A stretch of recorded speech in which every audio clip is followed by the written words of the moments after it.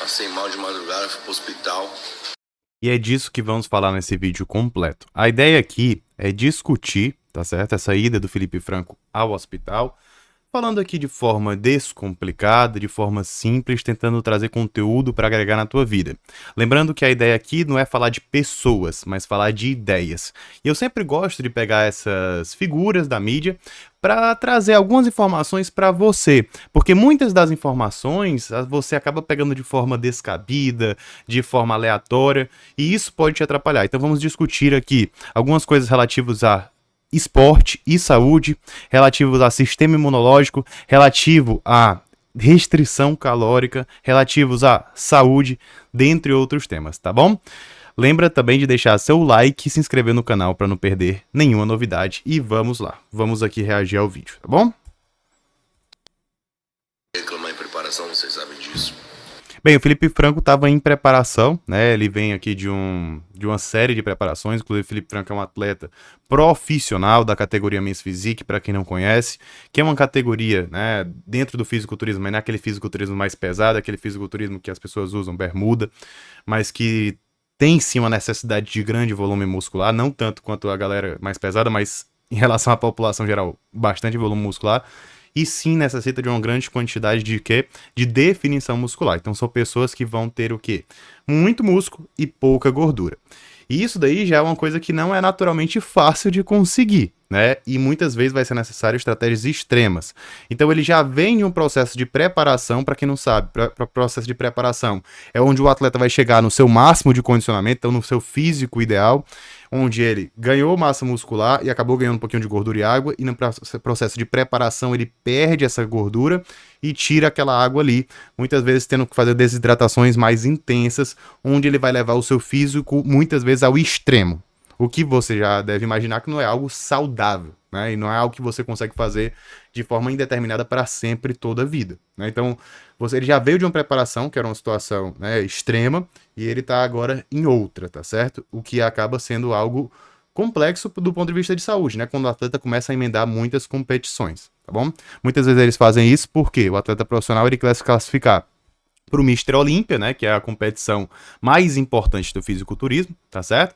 Onde ele vai ter que ganhar, por exemplo, um Pro Show, né, que é o primeiro lugar dentro de um show profissional, ou juntar pontos participando de vários shows, e aí, se ele não ganha, ele vai ter que ficar competindo até chegar lá no final do ano e ter a sua vaga garantida, tá bom? Mas acho que meus níveis de estresse, hormônios e uma série de outras coisas, eu fui pro hospital muito zoado já pra fazer exame de tudo quanto é coisa. Eu cheguei lá já, tô podre, me ajudem. E de fato eu fiquei mal. Aí eu fiquei mal psicologicamente, comecei a sentir uns bagulho no peito, uma falta de ar. Eu falei, Felipe Franco tava com uma falta de ar, tava se sentindo mal, se sentindo angustiado e acabou procurando o hospital de madrugada. Veja bem, você já vê aqui no fundo um choro de uma criança, né? Então assim, ele é pai, né?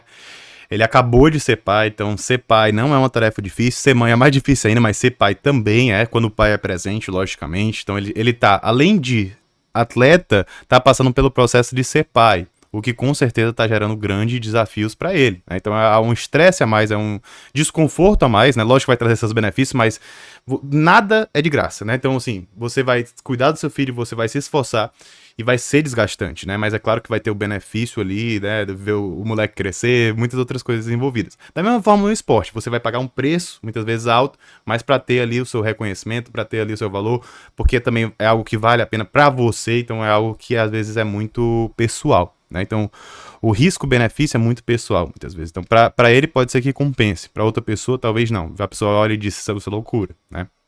Então ele já está em um ambiente muito estressante. Fora que ele é uma figura pública, gente. Ser uma figura pública não é fácil. A gente sabe que existem muitos haters, existem muitas pessoas que ficam tentando te derrubar. Às vezes a pessoa olha e vê, uma pessoa famosa, começa a ver só o lado bom, né? Fama, dinheiro. Cara, não é assim, né? Não é assim. Você é criticado 24 horas, sempre tem alguém para lhe perturbar, sempre tem alguém para lhe importunar. Existem pessoas boas que vão lhe ajudar? Existem pessoas boas no seu caminho? Existem. Eu acho que a maioria das pessoas são pessoas positivas, né? Que vão ali agregar ou ser neutro. Mas aquelas pessoas ruins, cara, conseguem trazer uma energia negativa muito grande e uma cobrança que muitas vezes, né, corrói você por dentro, tá? E assim, às vezes a cobrança não é só pelas pessoas negativas e as críticas, né? Às vezes a pessoa se cobra também para ter o resultado para as pessoas que gostam do trabalho dele, né? Então é uma coisa a mais ali de estresse para ele, tá certo? Eu tenho ansiedade, tá ligado? Aí eu falei, quer saber, eu vou tomar um remédio de ansiedade que eu uso também. E aí eu falei, mano, quer saber, vou no hospital, 4h40 da manhã. Fui. Então, e aí pra resumir, tá ligado? Fiz os exames que é necessário. A princípio ele foi por algum tipo de queixa ali respiratória, né, e um desconforto respiratório, mas talvez seja associado também a um componente ali de uma crise de ansiedade, tá certo? Inclusive, gente, essa crise de ansiedade é algo bem comum, né? Muitas vezes as pessoas sentem vários sintomas físicos, né? Mas, na verdade, aqueles sintomas físicos estão sendo causados por ansiedade. Aí o indivíduo vai para o hospital, faz uma bateria de exames e não é nada, né? É só ansiedade. Já aconteceu, Gabriel, com algum paciente seu? Já aconteceu. E quem é que eles acham que é a culpa, geralmente? Sempre perguntam, não, cara, isso aqui tem a ver com esteroide ou com alguma coisa assim? Cara, não tem nada a ver com esteroide, né? Tem a ver com o contexto que está inserido. O esteroide, ele pode aumentar a ansiedade, ter algum efeito nesse sentido? Cara, pode. Mas depende muito da dose, depende do perfil de esteroide. Se a gente tá falando de trembolona, aí beleza, é uma coisa. Mas assim, se a gente tá falando só de uma testosterona, uma dose normal ali, a pessoa não vai ter um pico de ansiedade, a não ser que ela tenha uma predisposição muito grande. Então assim, uma pessoa que já é ansiosa, pode ser que ela piore? Pode, mas para ter uma crise de ansiedade, geralmente tem que ter o quê? Outros sintomas associados. A gente não vai ligar diretamente ao esteroide. Então a gente pode associar, mas a gente não pode dizer que foi a causa, tá certo? Tô falando nesses meus pacientes. No caso aqui do Felipe Franco, provavelmente também não tem muita relação, tá? O que é que acontece, né? Ele estava em um contexto de muita ansiedade, de muita pressão. E assim, né? Além do esteroide, por exemplo, dentro desse contexto de estresse e de pilhagem, né? De deixar você pilhado, a gente tem muitos estimulantes, tá certo? Pode ser que ele esteja utilizando alguns estimulantes, alguns beta-adrenérgicos, que podem deixar ele mais pilhado, mais agitado, e isso pode também gerar desconfortos que podem fazer com que ele tenha mais facilidade de ter ansiedade? Pode, né? Mas a gente não tem como especular e bater. A gente tem como especular, não tem como bater o martelo e dizer que foi isso, tá bom? Pra ter uma visão aí do que. Aí uma das coisas que pediu foi Covid, influenza, vários vírus que tá rolando por aí, mano. E graças a Deus os meus deram negativos, tá ligado? Negativo. Deu tudo negativo, mano. Então eu não tô com Covid, com influenza, com nada, mano. Isso foi bom. A única coisa que eu tô com o peito médio, que a doutora falou, comprometido um pouco. Então por isso que eu tô. Ele tá com parte do pulmão comprometido, né? E ele não tá, a princípio, com essas doenças virais mais clássicas, né? Que ele fez os exames aí e não deu. Beleza, entendi, né? Mas pode ser que ele tenha alguma outra doença associada. E assim, gente, às vezes eu vejo galera comentando, né? Gabriel, esse cara tá dando migué, né? Ele tá inventando isso daí, essa é só pra não subir no palco. Gente, é o seguinte, a gente não pode menosprezar a dor do outro sem saber. Tá? A gente não sabe realmente o que é que ele sentiu, a gente não sabe o que é que tá fazendo, a gente não pode pegar e julgar e dizer que o cara tá dando migué. Isso daí é um completo absurdo. Fora aqui, gente, o que é que eu queria discutir aqui nesse vídeo? Bem, ele tá em um contexto de muita o quê? Muito estresse, muita, né, cobrança, e ele tá em um contexto onde ele tem baixa disponibilidade energética, tá? Então ele tá já há algumas semanas com baixa disponibilidade energética. E aí eu queria discutir essa síndrome energética relativa do esporte, tá certo? Antigamente nós tínhamos o quê? A conhecida tríade da mulher atleta, que estava relacionada ali a baixo consumo energético, né? A perda ali da função menstrual, alteração menstrual e piora da saúde óssea, tá? Só que a gente viu que não é só as mulheres, quando elas têm baixa ingestão energética, que podem passar por problemas, tá certo? Os homens também. E o que é essa deficiência energética relativa? Não é um necessário baixo consumo energético como um todo. É um baixo consumo energético relativo à atividade física que aquele indivíduo pratica. Então ele vai gastar muita energia na atividade física, né? Então muitas vezes, por exemplo, um fisiculturista tá treinando e fazendo 2 cards por dia para ficar secão. E às vezes um atleta de outra modalidade, o cara treina horas por dia. E aí, se ele consome pouca caloria, o que é que acontece? Essa demanda energética pode até suprir o esporte, mas não vai ser o suficiente, por exemplo, para suprir as outras demandas do organismo dele. E aí nós vamos ter o quê? Um prejuízo em vários órgãos e sistemas, tá certo? Eu trouxe esse tema aqui, né, para falar dentro de um contexto onde o Felipe Franco passou por esse processo, mas não tô dizendo que ele tá necessariamente com essa síndrome, tá certo?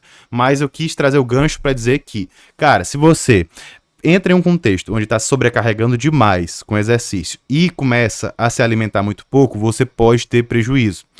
E um dos prejuízos é o prejuízo no sistema imunológico. Então você pode começar a ter o quê? Muitas infecções de repetição. O Felipe Franco, a princípio, pode ter tido um problema respiratório.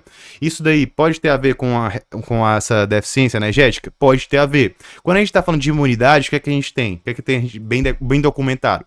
Que dentro do contexto de imunidade, quando a gente faz exercício, pratica exercício físico de forma adequada, né? Com volume razoável, moderado, a gente tem uma melhora da nossa imunidade. Mas exercícios extenuantes, né? Exercícios extenuantes podem, né? De maneira ali, né? Até aguda, né? Nas primeiras horas, causar uma redução da imunidade que pode favorecer um processo infeccioso, tá certo? E quando a gente já tá falando aqui já de uma síndrome, né, onde tá um contexto global de excesso de exercício para pouco consumo calórico, muitas vezes excesso de estresse, muita cobrança, a gente tá falando de algo que acaba se cronificando, ficando por mais tempo, tá certo?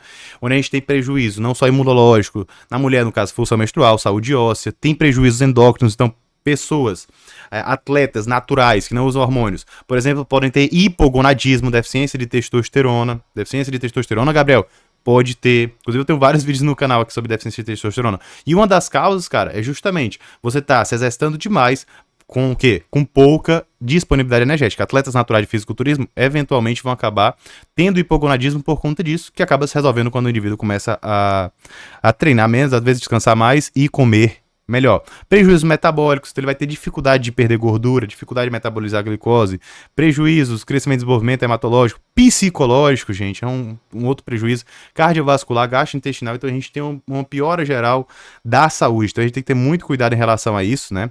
Às vezes a gente menospreza demais essa questão e acaba fazendo restrições de forma desnecessárias, enquanto que na verdade não precisa, né? Se a gente está falando de um atleta de fisiculturismo, um atleta de outra modalidade, uma pessoa que vai competir, é uma coisa. Agora, você que quer ficar só com shape bacana, você tem que ter muito cuidado, né? Porque às vezes você entra em um volume de treino compatível com o atleta, né? Tem o quê? Tem uma ingestão, bota uma ingestão calórica muito baixa, mas não tem o quê? O preparo que aquele atleta teve, né? Então você não teve o caminho do atleta, você quer copiar o que o atleta fez sem ter as condições dele. Então, por exemplo, se você vai copiar o treino do Phil Heath, você não vai conseguir ficar igual ao Phil Heath, né? Para ele chegar até ser o Phil Heath, ele passou por um processo, por uma caminhada. E você precisa passar por esse processo também. Então a gente não pode sair copiando, né? Nem querer fazer as coisas na loucura, porque isso daí vai causar um grande prejuízo, principalmente, né, se a gente está falando em saúde, né? Então sim, a gente pode ter uma predisposição a ter aumento de infecções e isso daí prejudicar todo o rendimento e até prejudicar a competição em si, é uma coisa possível, tá certo? Não é simplesmente um migué que a pessoa dá, não. Essa sensação estranha, eu tava preocupado, tá ligado? Aí eu fiz mais exame lá também, um monte de coisa. Inclusive, gente, a gente tá saindo aqui muito do senso comum. Lembrar de deixar seu like, se inscrever no canal e comenta aqui embaixo o que é que você faz, né? Será que você faz restrição calórica exagerada? Será que não? Será que você se preocupa com isso? Será que você já teve problema com essas infecções depois que começou a fazer algumas estratégias mirabolantes ou não? Depois que você treinou, melhorou a imunidade? Comenta aqui embaixo.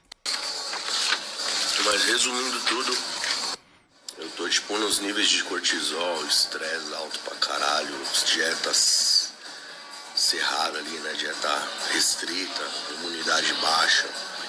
Por mais que eu tenha meus blends, minhas coisas que eu uso pra ficar forte, mano, chega uma hora que o bagulho, ó. É aquela coisa, às vezes a pessoa, gente, tem alguma coisa pra turbinar a minha imunidade? Não tem, gente. Turbinar a imunidade é o quê? Comer frutos e vegetais, ter um sono saudável, evitar o estresse. Então, assim, às vezes meditação, psicoterapia, principalmente se você é um atleta, cara, tem que ter um terapeuta, porque isso daí vai ser muito importante pra manter tua mente no foco.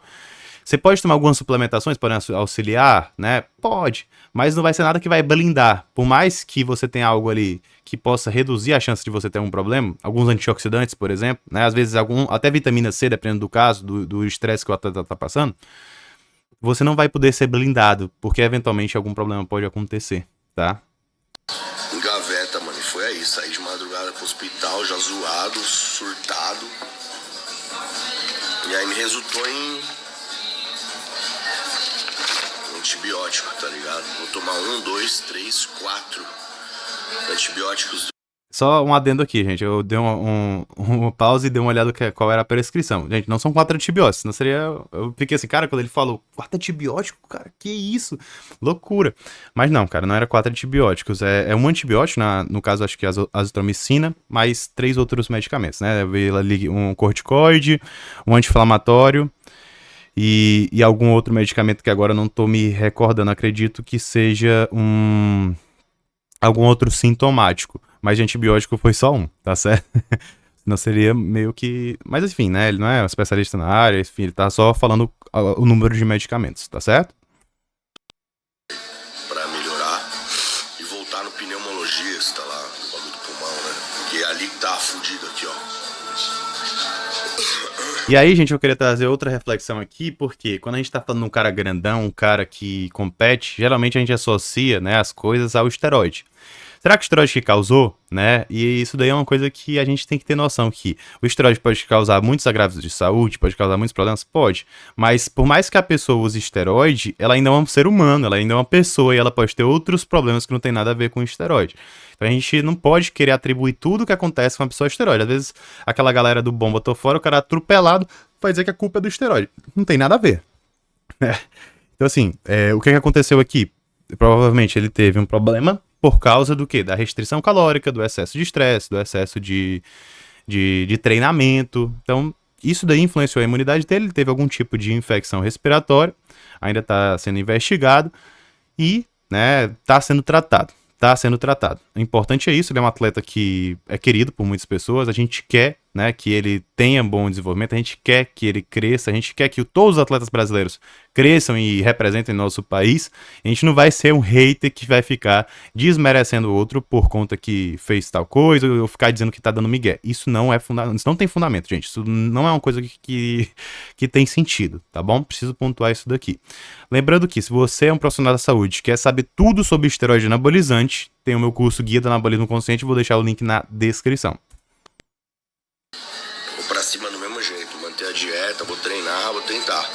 Se eu ver que fudeu de vez, mano, a minha saúde em primeiro lugar, né?